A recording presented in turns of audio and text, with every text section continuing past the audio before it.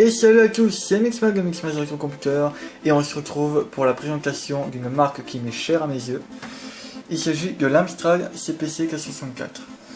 Alors parlons d'abord de la marque Amstrad. La marque Amstrad a été créée par monsieur Alan Michael Sugar.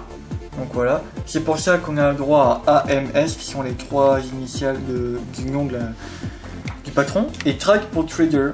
Voilà, donc ça fait Amstrad. Donc voilà, donc cette marque produisait en fait à l'origine du matériel hi-fi. Et ensuite, ils se sont mis dans la micro-informatique et voilà, donc ils ont fait des modèles.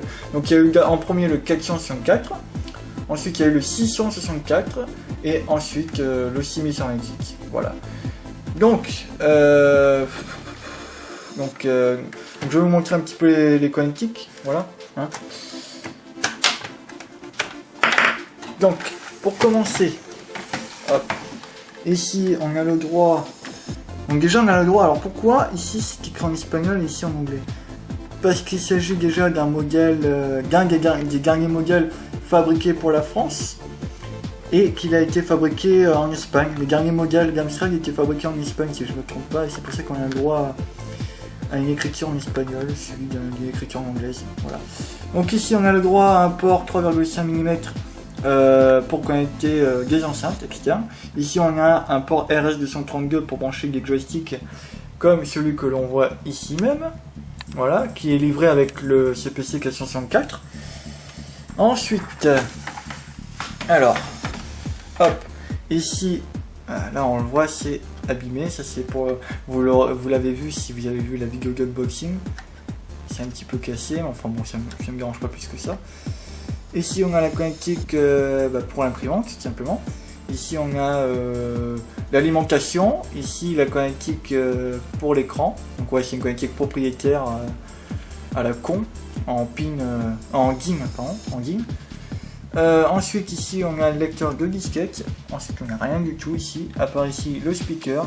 C'est pas un beeper, hein. C'est pas comme sur le Zagit Spectrum Plus là. Parce que le beeper c'est pas terrible, hein, vous le direz. Ensuite, de ce côté-là, pour finir, on a le bouton on-off, oups, et le bouton volume avec un potentiomètre assez sympathique. Voilà. Bien, revenons à la bête. Donc ici, comme on peut le voir, il s'agit d'une version AZERTY, donc une version française. Voilà, donc il a 64 kg. Donc, niveau processeur, il a le fameux Zilog Z80A des années 80, celui qui est bien utilisé sur pas mal de machines. Donc il est cadencé 4 MHz. Ensuite il a 64 kg de mémoire. Donc voilà.